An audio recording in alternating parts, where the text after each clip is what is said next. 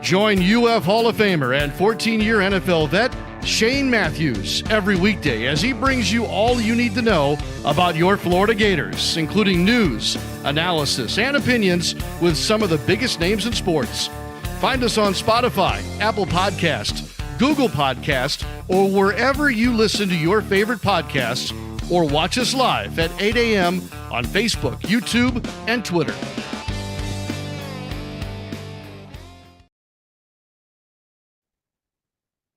Good morning. It's a Tuesday edition of the program. It is a New Year's Eve day morning program. We will not have a program tomorrow, folks. We'll be back here on January 2nd. So Happy New Year to everyone.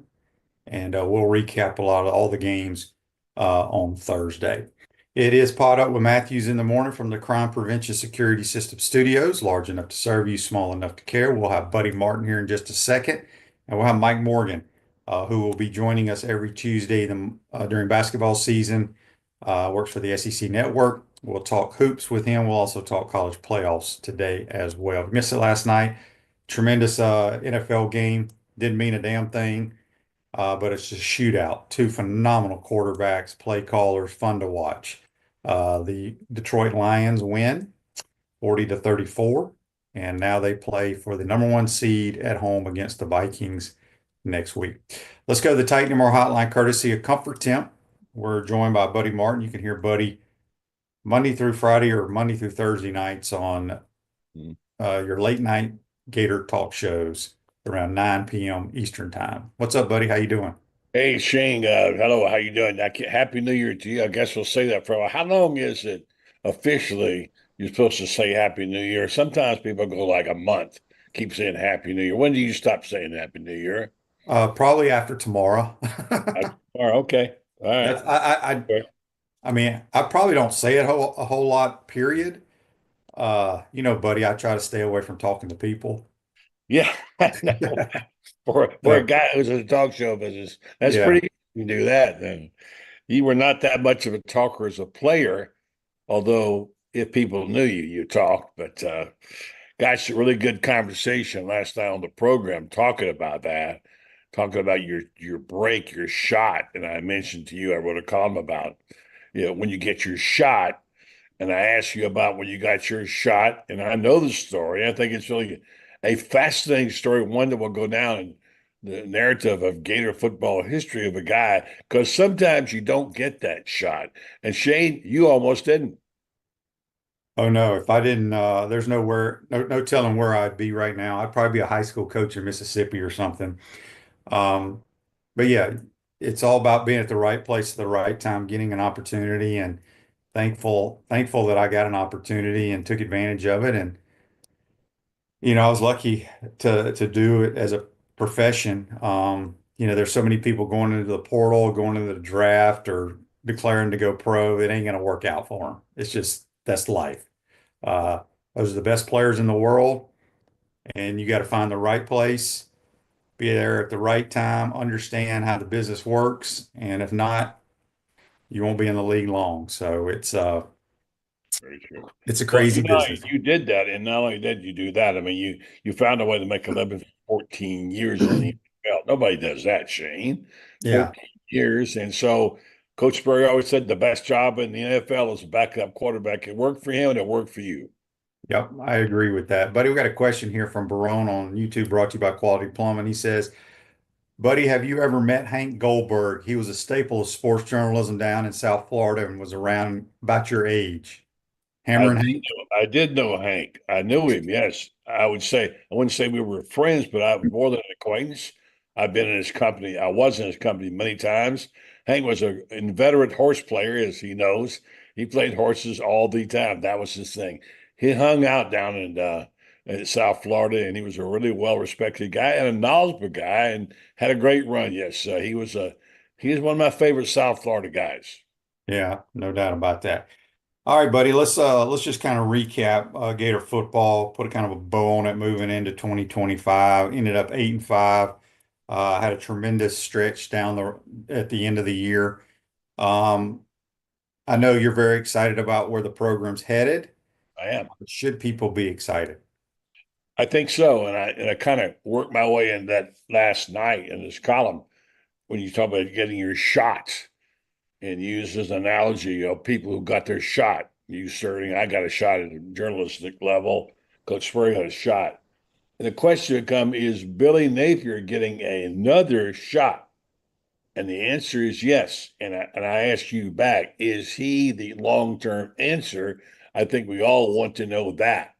But at this point in time, given what he's done in the last 4 games with the big upsets during the season in LSU and Ole Miss, and then what he did in the bowl game, I think he's earned it. And I think if you listen to people outside the program, let's say take a Josh Pate. I was on a program with Josh Pate earlier this last week, and you talk to people who don't have any dog in the fight. They all think Billy Napier is on the trajectory, which is the proper word these days, is upward. That Billy Napier's got a hand on this, and the DJ Lagway is his ticket. And I'm hearing this said a lot. Florida is a team to keep your eyes on with the 12-team playoff next year. They have a tough schedule, but they should be one of the teams. So the answer to that is yes, I am bullish on him. I think he is the right guy myself, and I think he's the right play caller. We had a nice discussion about that last night, which we can talk about again if you want to. But yes, I think Billy right now, I'm not saying he's the be-all, end-all, but right now he's the guy. Yeah, I mean, I've been rooting for Billy since he got the job. I mean, first class individual. I think he's a good football coach. Some people like him, some people don't. Some people complain about certain things.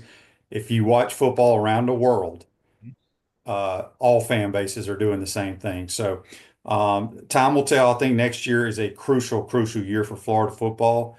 As I said on your program, buddy, I think we need to get to that 9-win minimum, or at least late October the Gators need to be being mentioned as possibly making the 12-team playoff. Whether you make it or not, you have to be in the discussion, right? In the hunt. Got to be in the hunt. Mm-hmm. Yeah. So I agree. And I agree with you on the number because you got to show progress. 7 wins is not going to get it done because now we're at the 8-win level. You got to go 9. And I think if you look at the schedule, it's doable, but there is a brutal part of it, which is you played in the 3rd game of the season, not Tennessee. You play at Baton Rouge on the 3rd game of the season. And then you come home to Texas and you get Texas A&M. It's tough. But, like you said last night, you start the season, you don't know who's going to be that great and who's not. Yeah, I mean, people talk about Florida's schedule. Is it hard? Yeah, on paper. It's not as hard as Arkansas and Oklahoma's, in my opinion, on paper. But again, you don't know how these teams are going to pan out next year. So I would not worry about it. Andy's question on Facebook Live brought to you by Mellon. Shane, where does Ben Johnson rank amongst your offensive minds? He has an imagine. He is. If he's not at the top, he's one of the top. Yeah. Ben Johnson is the 3rd-year offense coordinator for the Detroit Lions. Turned down a bunch of head coaching jobs last year. A lot of people aren't familiar with him. Young guy. He is as creative as anybody I've ever seen. Fun to watch. There's rumors that he will be the Jaguars coach next year. Yeah, it's going to be interesting because the Lions could lose both their offense and defensive coordinator off this year's team, but he is fun to watch. Speaking of play calls last night, that run play he called, the quick sweep to the right. He ran the hook and ladder for a touchdown last night. That you have to have great execution on that play. And it was actually covered pretty well by the 49ers. I'm surprised they pulled it off, but it is very nice. Greg says on Facebook Live, brought to you by Metal Law, Ohio State is complaining about Chip Kelly and Ryan Day. Yeah, I brought that up on Buddy's show last night about the offensive coordinator stuff. I still don't think the Gators are going to hire an offensive coordinator. And even if they do, there's going to be people on this show, on Facebook Live and YouTube, and on the Titan MR text line complaining about play calling next year. It's just fans. Everybody thinks there's a perfect game. Yeah, right. People complained when Steve Spurrier was calling plays, right? So I was there. I know they did. But yeah. Shane, I want to just embrace for a second your relationship with fans. you're adored by many still as the guy who brought Florida respect to the Florida program. They've been a pain in your butt. How did you handle them as a player? And now you're handling them different. You have some smart followers, and it's those imbecile fans who don't have a clue who want to become a media person by having a Facebook account, and say, hey, look, I think this. We don't care what you think. You got 13 followers. We don't need to mix up those. But how do you deal with the fans? What's your relationship with them? And since you do a show with the fans, talk about that relationship. Well, we have a ton of loyal listeners on this program, and whether I'm doing a pregame show before the Gator games on Saturday, we have tons of people that stop by. Look, I'm never going to treat anybody poorly. I remember being a kid. Archie Manning was my hero. Got to know him very well through my dad. Uh, I was one of those kids that used to send letters to Major League Baseball players, Oh, you football did? players, You and they wrote would them? send stuff back, whether they were sending or somebody. I would get these, bumper stickers, pencils, whatever. Really? I was a junkie when it comes to sports, Who's your and favorite baseball player then, Shane? it's probably Ozzie Smith. I played shortstop. Oh, And did you? when you live in North Mississippi, the Cardinals, I used to get all their games on the Yeah. radio with Jack Buck and stuff. So, but I grew up a Braves fan because that's all you could watch in Mississippi on WTBS. But, I did it with football. So I try to, I get that stuff in the mail all the time. I try to sign it and send it back, when I have time. I try to treat people how I want to be treated. Now, when it comes to discussions, everybody's got their opinions. You know, you have your opinion, buddy. I have mine. The listeners have theirs. I'm going by what I've experienced and by sitting in meetings and sitting in locker rooms and all that kind of stuff. Try to go by what I've experienced. And that's why I do not think Billy Napier's a horrible play caller. It's a different style. I think that's what people need to realize is they don't enjoy the run first mentality. That's Yeah. what he does, and they're damn good at running the football. Uh, so I think you just have to kind of take it all in the context of how you want to approach it. But you know, everybody has their opinion in sports. That's the great thing. We're not sitting here debating Right. how to do surgery on a dude's heart, right? Are we not debating the Elon Musk on how to Yeah, yeah. So, but that's the great thing about sports. Um, Real quick, when Urban Meyer wanted to introduce his high quality tequila to the Gator Nation, he made sure to get it in the HBC and to his team at Spurrier's Gridiron Grill and Dorn's Liquors. Go beyond with smooth Los Landeros tequila. Go check them out. Get you a nice Los Landeros tequila at Spurrier's Gridiron Grill. Um, so I don't know if I answered your question, buddy, but You answered it. You answered it. I wanted to say to you that I too was a Cardinal fan many decades before, and it was the same reason. When I grew up, there was no TV of baseball except the Saturday game with Dizzy Dean, Tony Kubek or whatever. And you could get AM radio was the only thing we had. And I had my daddy's great big old Zenith radio, and I could put an antenna up a tree, and I could get KOMX in St. Louis and listen to. But now remember that was Stan Musial days, and the guy who was calling the games was not Jack Buck. It was Harry Carey. He was a Cardinals broadcaster, and he was so good at it. He's so in how he embellished it on radio. Shane, I thought these guys were like gods. Then I saw TV that Stan Musial was human. I thought, wait a minute, this is something wrong here. This guy's human. I love Stan Musial. I love the Cardinals. I even loved old Harry when he was a Cardinal broadcaster. yeah, yeah, for sure. Um, 31 Ember says bring Ben Johnson to Jags with Brunel as his OC and halfway competent GM. The Jags will turn around a year. Yeah, I do know Brunel will go with him if he goes to Jacksonville. If he goes somewhere else, Brunel will probably stay as the QB coach in Detroit. Um, uh, so David says that I have matured and become more rational as I've gotten older. He enjoys and agrees with him much more often. Yeah, well, you're not always going to agree with me, but buddy, I got a question for you regarding Gator football. Don't forget we'll have Mike Morgan in the second portion of today's show. Um, from the players that the Gators lost, either in the portal, uh, that are transferring or going to the NFL, who's the one or two guys that you think are going to be hard to replace? Well, I think they need some outside rushing help. I don't know what they got there. I do believe Kelby Collins is a guy that had great promise, and he's a guy that was from Alabama. Florida got him. He was developing. I think, like you point out, the front seven is very key. I don't know if there's one person in particularly. I still think Pyron, I know you don't necessarily. I just love the way he played. He brought a certain energy to the position. So those are a couple of guys I think they would miss. And I think, but it's kind of what life is. That's the way it's going to be these days. You're going to lose. I think if you tried to assess the pluses and minuses of what Florida did in recruiting in the portal versus what they lost, I think they at least broke even, if not better. So I think overall it's going to be that every year. What'd you lose? What'd you get? I think Florida right now is okay in that regards. They still need that receiver you talked about. They're not going to get Jonte Cook. That was news to me. You said you knew about it. He apparently, the receiver from Texas, is going to the Washington Huskies to be their number Yeah. one guy. So I Yeah. think right now that I think those front seven, anytime you lose those guys, that's going to hurt. Yeah, I mean, offensively, we're going to really miss the two wide receivers, DK and Badger.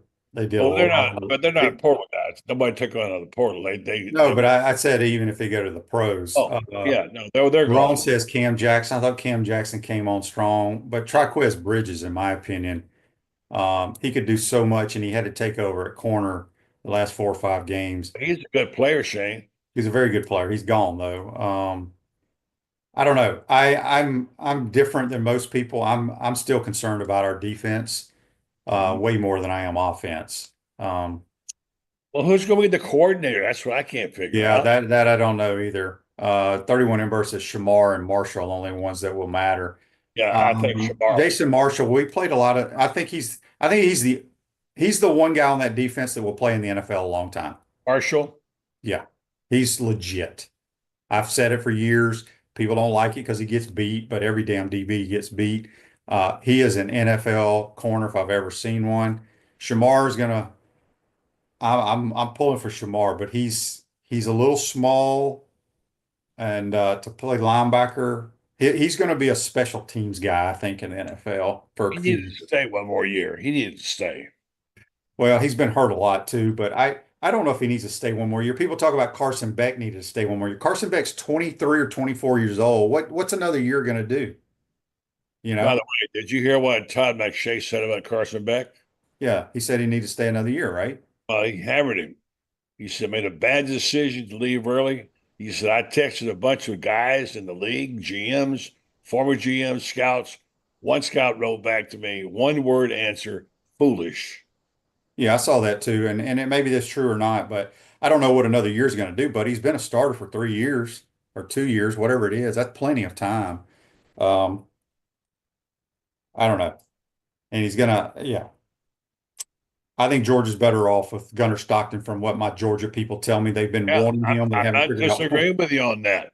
He's a Well, physically tough kid. He really is. right, right. But it's funny. We're sitting here questioning what Kirby Smart should have been doing as a coach, right? I mean, No, Kirby's, I'm not questioning that. well, No, no. I'm saying the Georgia fans Oh, I and see. Yeah, people close to the yeah. program that I I know got you. personally I have been got you. telling me all year that they should have been playing Gunnar Stockton Yeah, over him. I got you. Yeah. It's just funny to hear other people Was from that other Buck Bellew? programs. Was that Buck Bellew telling you that? No, no, these are uh, boosters, Okay. boosters that have really good ties Okay. to the program. Okay. Brandon says on Facebook Live, brought to you by Mellon Law, Collins and Jackson had a lot of potential in game. Those will be missed. Pyburn is not an elite edge rusher. Last one we had was Grenard. Yeah, I said this on the show yesterday. The last two defensive players that were they just demolished offenses are John Grenard, and that was under Mullen and whatchamacallit, the guy that everybody had, Grantham. And then the other was Dante Fowler. Forget John Grantham. When it was Dante Fowler, who's still playing in the league. Looks good. Playing He's well. damn good. He was one of our elite players we ever had here, and he played under Will Muschamp. Think about that. Wow, that's right. He did, didn't he? We've had really not many great defensive players that can change the outcome of a game. So, well, I mean, why not? I mean, they just don't recruit them. They don't have the right kind of coaches. What's the deal? I don't know. If I had that answer, I'd be the general manager of the Gators, I guess. I don't really know. Hey, buddy, I wanted to get to this day in sports brought to you by Campus USA Credit Union. Put some star power to work in your financial life. Campus USA Credit Union. In 2017, the Cleveland Browns lost 28-24 to the Steelers to become only the second team in NFL history to finish the season 0-16. You know who the other team was that did that? Jacksonville? No, I think it was the Detroit Lions, quite honestly. Well, they're good. They are a really well-coached team. I really love watching the Lions play. Yeah, they're so freaking good right now. All right, let's get a couple of these texts before we get you out of here. This is a text from Frank on the Titan More text line. What final grade would you give the O-line for the season? I'm not a big guy that does grades. I was fortunate. I didn't play for one team that graded me ever. I would say they played pretty well. I mean, All right, having said that, let me ask you real quick. Why am I hearing Rob Sale may be leaving and that they want him to leave? I don't understand. Is it money? If their running team is doing well, Rob Sale had something to do with it. Why would you want to dump Rob Sale, the so-called offensive coordinator, which we know he's not? But in the running game, it's so critical to what they do. So why is Rob Sale? I keep hearing Rob Sale may be gone. I don't know the answer to that. Maybe he's got another opportunity somewhere else, or sometimes coaches kind of part ways. He could be here. He may not be. I don't know. Chris from Cottondale, I like this text on the Titan More text line. I agree with you about Billy and the run game. I just wish we could throw more of the hitch and the fade. Too much slow developing, deep crossing routes off play action and boot. I don't want to get rid of it, but why can't we just catch the snap and throw the hitch if they're back and fade, if they're up and mix in the slant here? Just think it would be simplify and be quick to get it out of the QBs. I agree 1,000%. Here's after 3 years of watching them call plays, I talk about all the time. They really scheme a really good job running the football. When you run the ball well, teams try to start playing you a lot of man coverage, try to get an extra guy in the box. Then that's when we play action and we hit the deep post or the deep crossing routes. If teams play a zone, we have trouble throwing curls, dig routes, corners, slants. I agree 100% with that. Because if you watch this, DJ had last game, they dropped 8. He had a problem. Yeah, his through all the games he played, he struggled against zone coverage. And what zone is it's people have a zone. If you're looking over here, the defenders can cheat, and then he comes back and he throws. He doesn't see that guy. So, like I've always said, I think when you have young guys that aren't accurate, now DJ's a pretty accurate thrower, or have trouble reading coverage, you play zone. Playing man, you can stare at one guy the whole time and it's not going to change because everybody has a man. And your guy gets a step on him, you got an easy completion. So the first time I saw a zone was when Auburn ran it against John Reeves. Yeah, and he threw 9 interceptions. 9 picks. 9 in one game. Yep. He threw a lot. And I was on pace to break that record against Mississippi State. I only threw 5. And I remember John Reeves was on the staff. Yes, he was. And I remember after I threw like 2 early in the game, but the last 3 came on the last 3 drives. They were tip ball. It was just a disaster. We couldn't block them. But he said something so funny to me when I came to the sideline. He's like, "You're on pace. You're on pace. Good thing the game is ending." John Bob. I love John Bob. I like John. I knew John from the time he was a player, and I really loved him. He was a hell of a quarterback, by the way. Yeah. People forget that Danny and Terry Dean threw 7 interceptions. the following year at Kentucky, and we still won the game. I remember that. Yes, you're 7. right. They did. Now, you think people were bitching and complaining about the play calling? Yeah, I think so. Yeah. I think they were, yeah. So, all right, buddy, before we get you out of here, the playoffs, we're going to talk a lot with Mike Morgan about the playoffs. First games tonight, Boise and Penn State, and all the other 3 are tomorrow. Who you like in those games? Well, we got the Fiesta Bowl. Remember the Fiesta Bowl? Florida had a disastrous there. Penn State, Boise. I know you like Boise. A lot of people do like Boise. I don't. I don't love Penn State, but I like Penn State, and I take Penn State there. The Peach Bowl. I like they're playing the bowl games. Texas and Arizona State.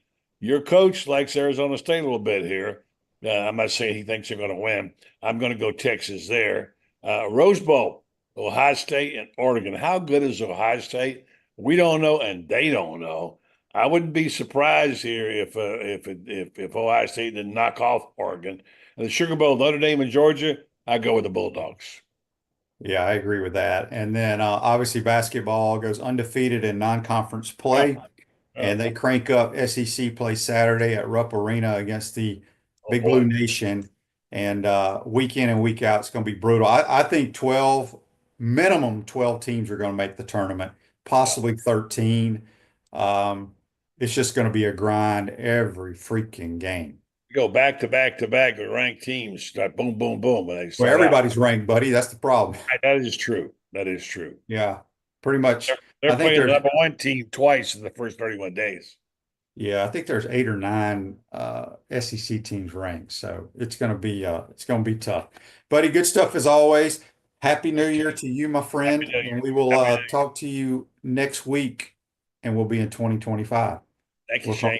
All right, that is Buddy Martin. Join us on the Titan MR Hotline, courtesy of Comfort Temp. We're going to take a quick time out. Come back. We'll be joined by Mike Morgan from the SEC Network. We're going to talk a little college football playoffs and obviously SEC basketball. You're watching and listening to PodUp with Matthews in the Morning from the Crime Prevention Security System Studios. We'll be right back.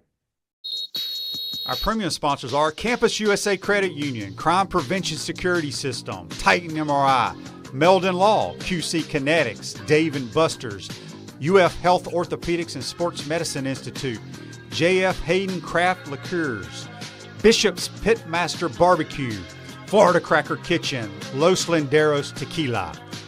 Gridiron sponsors are Baker Sporting Goods, Cogent Bank, Comfort Temp, Electronics World, Florida Victorious, Gallo Car Wash, Miapa Latin Cafe, Peachland Dental, Quality Plumbing, Ruse Ogre State Farm, Silverback Concrete, 84 Lumber, Big Mills Cheesesteak, Celebrate Primary Care, Dowling Signs, Gator Bait Media, Gator Dominoes, Ironwood Golf Course, Okido America, Tropical Smoothie Cafe, UF Bookstores, Nest and Wow, MG&A Wealth Management.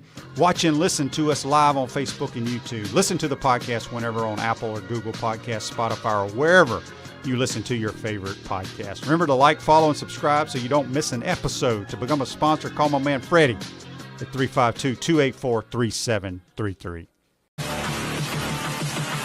Unleash the Inferno.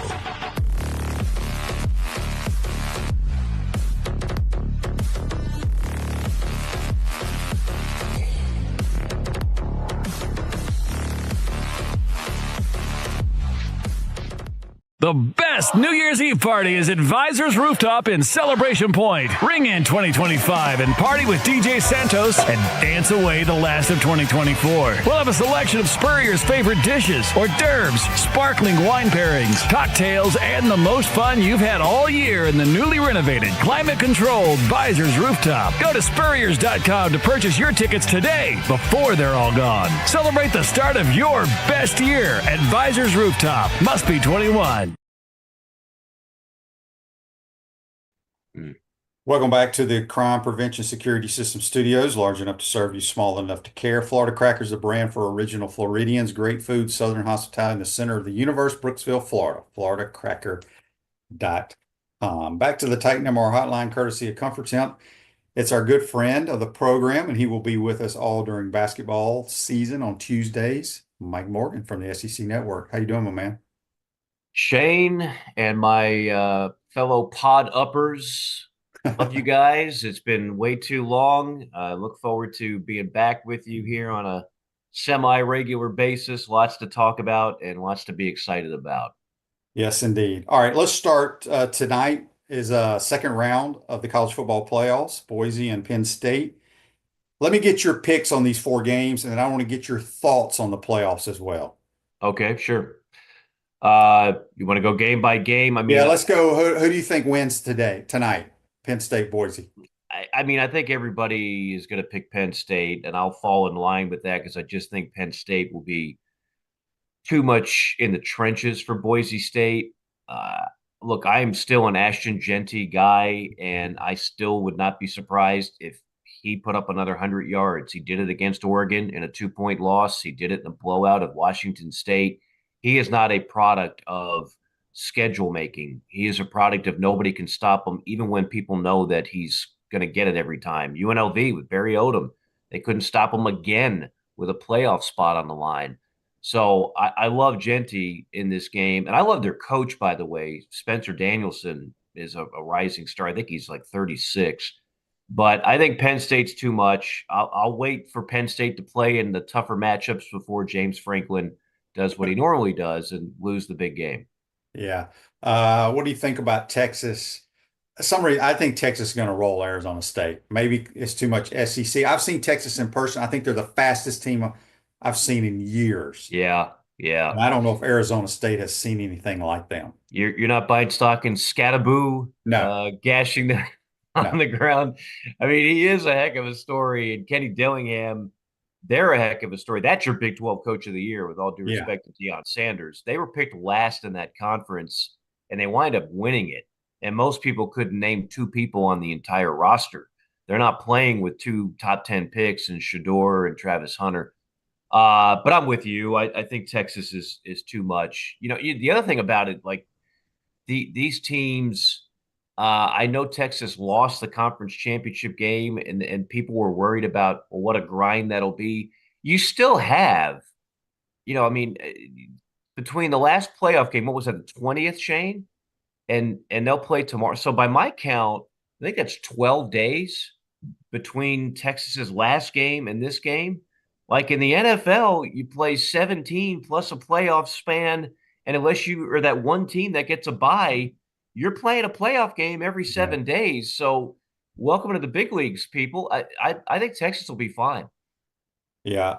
Then you got obviously Oregon and Ohio State. How you see that working out? You obviously saved the best two games for last. Look, that this was an entertaining one. The first time out, it was another Ryan Day clock management. We've seen plenty of that here in Atlanta with Raheem Morris just not having any idea of how to use timeouts down the street. It's amazing, Shane. I know you've coached. If you're a head coach and you're not calling ball plays, you should be able to handle the clock and timeouts late in games. But no, I think it's going to be an outstanding game. I will give Ohio State an edge. I was very impressed with the way they did respond in that first round game. There's a little bit of like, you know what? We're tired of everybody crapping on our coach and talking about Ryan Day getting fired. So we actually kind of like this guy. So we're going to play a little bit harder, maybe. I'll take Ohio State. Yeah. And then Georgia, Notre Dame. Could be the best game on the board. Gunnar Stockton, for those that don't know, Gunnar Stockton is like, he's not just some random kid. Like he's a high recruit. He plays smart. He had one terrible pick in that game, but other than that, he actually was pretty doggone good. And I don't know what's happened to Carson Beck, Shane. I'll be fascinated to see where he goes in the NFL draft, because you're talking about a kid that was projected to be perhaps the number one pick. His stock plummeted this year. Everything that could go wrong did go wrong for him. My point is, I'm not so sure that they take a big dip with Gunnar Stockton because they were losing confidence in Carson Beck and his decision-making. To me, this game comes down to, can Georgia's defense, which is not like it was in 2021, 2022, but it's still pretty damn good, can they neutralize Notre Dame in the ground game? And that includes their quarterback in Riley. Can they do that? If they can, I think Georgia wins the game. If Notre Dame is able to just gash them, that's Notre Dame's. That's their MO. That's how they win games. I'll take Georgia. I don't know. It's not even an upset. I think the line's really close, but I'll take Georgia. Maybe it's a little SEC coming out of me. I like the Dogs. I think you give Kirby that much time. Yeah. I think defensively, as you said, they're not what they used to be, but I don't think Notre Dame's seen what's going to be in those Right. red helmets. You know what I'm saying? I And agree. Gunnar Stockton, to me, I was telling Buddy, a lot of my Georgia booster friends, they've been wanting Gunnar Stockton since like week 2 to Yeah. play. He has that Stetson Bennett in him, in my opinion. Just Yeah. knows how to make plays and win. So, Yeah, I mean, whatever the intangibles are, for whatever reason, Carson Beck did not have them this year. And there's been all kinds of talk. Again, living in Atlanta, well, we got a lot of Gator fans here, I promise you that. But we also obviously have a lot of Georgia fans, and they've been, well, it's the Lamborghini, it's dating the Calaveri twin, it's the 1 point whatever million. Like a lot of people think all that really clogged his head with stuff that didn't need to be there. I don't know. I mean, he does have a cannon of an arm, but that wasn't the problem. It was just decision making was terrible for much of the season. Yeah. Question here on Facebook Live brought to you by Metal Law, because I want to get your thoughts on this, because I've given my thoughts to our listeners. Mike, do you like the college football playoffs selection process like it is? What would you change, if anything? It's a no-brainer. Great question, by the way, but it's a no-brainer to me that they're going to change the seeding. We're not going to have Boise State and Arizona State ranked ahead of teams that are clearly better with better resumes. That's a mistake. Just seed it 1 through 12. I don't mind the auto bids. If you want to keep the auto bids, the top 5 conferences get a seat at the table, which it's going to be a 14 to 16 seat table in a couple of years. I have no problem with that. But you got to seed it right. This thing was seeded wrong. It's part of the reason why we had the blowouts in the first round. We can get into the whole selection process. That's a whole show in itself. I think that's clearly needs to be tweaked as well. And people have to understand, like, you can't, we talk about this on the podcast. We made the analogy like caveman selection, like unga bunga. 3 losses more than 2, therefore 2-loss team get in over 3 losses. Like, you have to be able to think above and beyond that. That's why you're on a committee.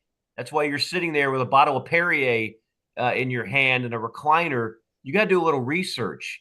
And clearly, Indiana's path to their schedule was different from some of those 3-loss teams in the SEC. Like, you have to be able to understand strength of schedule is a massive, massive undertaking. And I'm going to tell you right now, the SEC and Greg Sankey, if you don't tweak that, if you don't recalibrate and understand that it can't just be, well, 2 losses is more than 1, 3 losses is more than 2, and therefore no, you have to be able to look at one of these 8-game schedules is not like one of these 8-game or 9-game conference slates, and be able to decide based on that who is the more worthy team of getting in.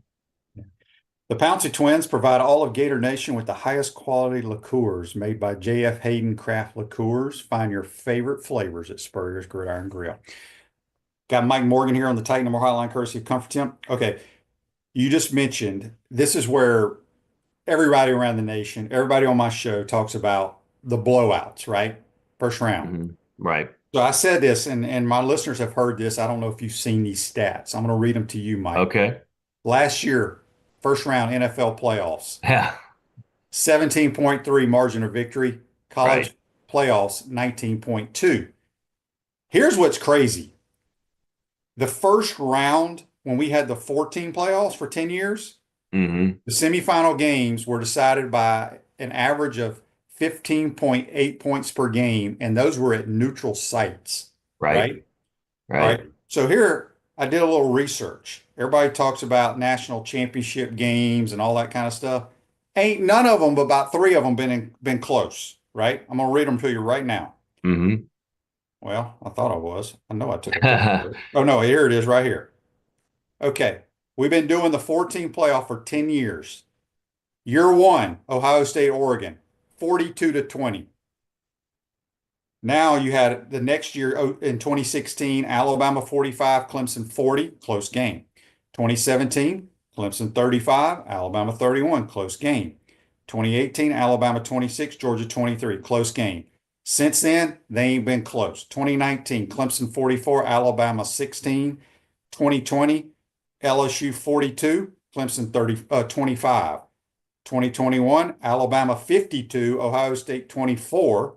2022, Georgia 33, Alabama 18. 2023, Georgia 65, TCU 7. 2024, Michigan 34, Washington 13.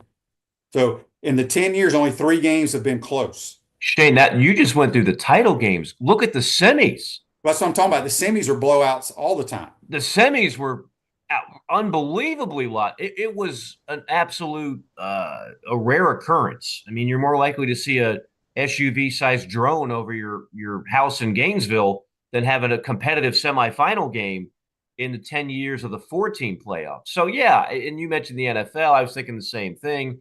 Like blowouts happen in the postseason all the time. That doesn't mean that the problem is the postseason. That's just the nature of the beast. Like games get away from teams. Teams are better than other teams.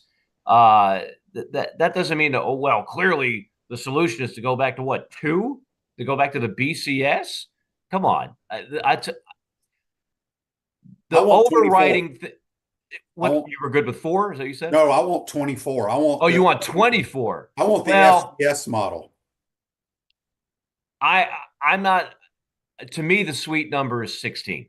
Like I think that's where we're headed, Shane. And I think that would be an adequate number.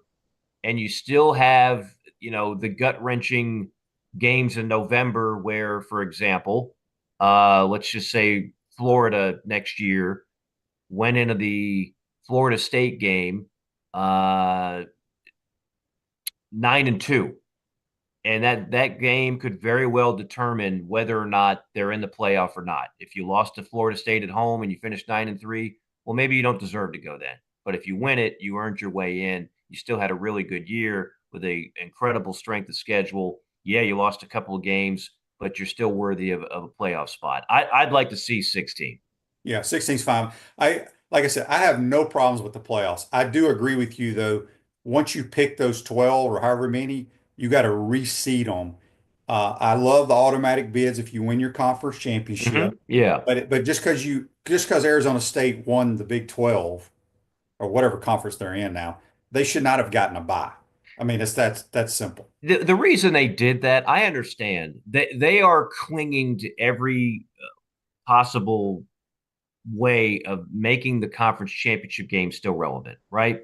And especially as SEC fans, and of course, you got to play in the first ever and had your career started a little bit later. You probably would have been in that game all 4 of your years. It's still near and dear to our hearts. We don't want to see the SEC championship game just go away. It's not going anywhere, folks. It's sold out every year. The only one that is. The ratings are massive. It's an incredible moneymaker, and everybody loves it. It's not going anywhere. But to me, a simple way, if you want to make these other ones the least bit relevant, just make sure that the team that wins it gets to play at home in the first round. The team that loses doesn't. Just like in the NFL. You win it, you get a home game. You lose it, you're on the road. Yeah, I agree with that. For some reason, Tim on Facebook Live, brought to you by Mel Law, says Stetson and Carson walk into a bar you'd drink too if you played for Kirby. I don't understand that. I think Kirby's a very good football coach. Not the Stetson Hatters. No, he's talking about Stetson Bennett or something. The Stetson Bennett. Okay. Yeah. Let's switch gears. Basketball. We had somebody on here want to know, do you know if you'll be calling any of the Gator games? Give us that. And then, look, SEC is going to have probably 12 minimum in the tournament. It's going to be a war every Wednesday, Tuesday, Wednesday, and Saturday moving forward. I mean, these teams in this league are just incredible. Yeah. Well, let's start to answer the question of your listener. I've had Florida once, and I'll have them 3 times in January. I'll have them at home against Missouri, at home against Georgia, which I think would be a really good game. Georgia's much better. Asa Newell's the real deal. And then on the road at South Carolina. So 3 times in January overall. Um, I've been around this league a long time. I've been calling SEC basketball games on radio or TV since 2003. The league has never, ever looked this good. This league right now, the hay is in the barn, to use an old cliche, Shane, because all those non-conference wins that Florida and everybody else picked up, and it wasn't just cream puff city, it was beating up on leagues like the ACC, the Big Ten, the Big 12. They all get into that net ranking, and right now the net ranking is so high for everybody in this league that almost every game you play is a quad one. So you can't get hurt. Now you still got to go out there and compete. You can't go, 4-14 and go to the NCAA tournament. But if you're 8-10, you're a lock. If you're 7-11, you're a bubble team. And yes, 11 to 12 teams, as I see it, will get in the big dance. And Florida is as good as any of them. They don't have a bunch of lottery picks. That's not what this roster is. It's a bunch of really good college players. One particularly special in Clayton, an incredible pickup in the portal in Elijah Martin. He gives you everything you needed on both ends. And then just the combination of all the other guys. They've got bouncy bigs. They've got plenty of guard depth. They've got guys that off the bench that would start for 300 other Division I teams. And their style of play. The one thing about Poland, I will say, as good as he was, and I talked to Todd Golden about this when I was there, is that they had to kind of play at his pace. And he was more of a slow it up, let's set it up, let's be methodical. He wasn't the fastest guy. Now they're doing what really is Golden's goal, which is to be one of the most up-tempo teams in the country. And they can do it with the team that they have. It's a special-looking group. It really is. No one's going undefeated in the SEC. The SEC champion could easily be 14-4. But I think Florida is going to be in it till the end for sure. Yeah, I agree. They have the makeups to make a deep run in the NCAA tournament. I wanted to ask you about Kentucky. I've watched Kentucky play a few times. I just think it was a blessing for the Big Blue Nation that John Calipari wanted to step away, because I think Mark Pope's an unbelievable coach, and I just love the way they play. Yeah. Maybe I'm crazy, but what do you think about Kentucky now? I think it's a great story. I think Mark Pope is kind of what they needed. And look, I'm not saying Cal doesn't do some great things at Arkansas. Sometimes you just need a change of scenery. Sometimes that voice from a coach, it no longer resonates. And clearly Cal's, with a lot of Kentucky's fan base, it wasn't resonating anymore. All the talk about, look at how many lottery picks we have. Look at how the $500 million our former guys are making now in the NBA while you're losing in the first round of the NCAA tournament. That's not resonating with Kentucky and Big Blue Nation. So Arkansas got what they wanted, which is a major splash hire with an incredible amount of money and a sugar daddy in Tyson's Chicken. And then Kentucky, sure, they probably went after Nate Oates. They probably went after a bunch of coaches out there that are big names. But Mark Pope and the style of their play reminds me a little bit of the early Pitino years, quite frankly. Yeah. You remember the early Pitino years, they were coming off probation. He didn't have a bunch of talent. He had a bunch of guys that could hit shots, that played, that were well coached, and just outplayed you in spite of the fact that you were more talented. That's what Mark Pope's doing there so far. Yeah. Florida victorious, proud NIL partner of the Florida Gators, joined today to help make Florida victorious. A few more minutes here with Mike Morgan from the SEC Network. Speaking of NIL, I wanted to get your thoughts on this Leonard Hamilton lawsuit. Oof. Pretty interesting, huh? Yeah. What else could go wrong in Tallahassee? My goodness. I mean, on Darn. top of, I know, right? Like, I'm sure the listeners to this program are just shedding a tear, right? Break out the handkerchief for FSU football and basketball. Yeah, I mean, basketball had already taken a hit. I mean, they have not been, when Leonard had it going, and a lot of those players mentioned in that story were part of those teams that really had it going. They just could never get over the hump. They were not particularly great in the NCAA tournament. I don't know how that winds up, Shane. everybody's going to have to lawyer up. I'm sure they already have, but if it's promised, usually I thought all that went through third parties. Like, what's the head coach doing making the promises? Don't you have guys that do all that stuff? I don't even know how Leonard gets involved in that. Yeah, it's crazy. All right, before we let you out, get out of here, Dan says, Mike, does Florida go 2-1 in the next 3 basketball games? So you got at Kentucky, break down the other 2. I don't have the schedule. I want to say Tennessee. We got Tennessee Kentucky, at home, and maybe Auburn. I could be wrong. I don't have the schedule in front I don't of me. have it in front of me either. I mean, I think there's a win that can be had in Rupp Arena, but it'll be very difficult. And then the next 2, again, I need to know who the 2 are. But to me, if you're asking who the best teams are in this league, Auburn right now is in a special class. I just had Alabama last week. They are very loaded as well. And of course, getting Sears to come back another year, that's massive for them. So, I mean, I think Auburn and Alabama and Florida and Tennessee, those are the top 4 teams. But I'm going to tell you right now, that next tier of the next 8 teams or so, any one of them can beat you home or away. They're all that good. Kentucky, Tennessee, Arkansas are the next 3 games. I'm assuming Tennessee's at home. Yes. I And think then Arkansas's on the road as well. Yeah. If you can get 2-1 during that stretch, that's a win to me. That's a win to me. Because that is a hell of a brutal start to the schedule. I mean, you need to sprinkle in as deep as this league is. If you take the bottom 4 teams compared to that, it's night and day. So yeah, I would gladly take 2-1. We all know no one's going undefeated this year. So take the 2-1. At that point, you're 15-1. You're still a top 10 team, and you've got a lot of games that you're still going to win on that schedule. It could be a really special year in Gainesville with that roster. People have a right to be excited about what's going on with the program right now. Who's the worst team right now in the SEC? South Carolina? Well, statistically, it's South Carolina. They beat Clemson. Clemson beat Kentucky. So, I mean, I don't know. Like, South Carolina got off to a rough start. They might have the biggest stretch. But, everybody said that last year, and Lamont Paris and those guys made it to the NCAA tournament. I'm not sure what Missouri is yet. I'll be there in a couple of weeks. And then the other one I would have questions about. I have not seen LSU. I don't have LSU for a while.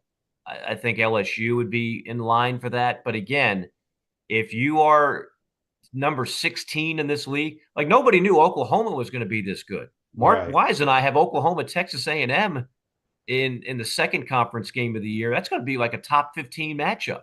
Is Oklahoma still undefeated? Yes. That's what I thought, yeah. Yeah, Oklahoma, Florida, and Drake, I believe, are the only 3 left that are undefeated. And nobody saw Oklahoma coming. They were supposed to be bottom of the pack in the SEC, but they have a tremendous freshman. Porter Moser's always been a really good coach. First time I had Porter Moser, Dane Bradshaw and I had him with Loyola in a December game at the O-Dome, and we're like, well, this will be over quick. Let's get our filler material ready. And then I watched them in practice, and I was like, damn, this guy's a good coach. Like, I just watching what he was doing, and like this might actually be a game. And then sure enough, they wind up beating Florida, and they wind up going to the Final Four. So Porter Moser's a hell of a basketball coach, and they got a chance to have a good year as well. Yeah. Mike, good stuff as always, my friend. Happy New Year to you. Same to you guys. We'll have you here next Tuesday as well. We'll do it. We got to start arguing more, Shane. I mean, we can do that. Yeah, all right. When you and JC are on, you're like the old married couple, and I feel like we don't have enough tension in the air. I'll have a hot take or two to get you all riled up next time. Sounds good, my friend. See you, man. All right, that's Mike Morgan from the SEC Network. Join us on the Titan MRI Hotline, courtesy of Comfort Town. Rose-Ogre State Farm Office, a team of dedicated insurance professionals ready to help life go right with the right insurance options for you and your family. Visit ogreinsurance.com. Give them a call, 352-240-1779. Appreciate everybody listening and chiming in today. We will not have a program tomorrow. We'll be back on Thursday, rocking and rolling.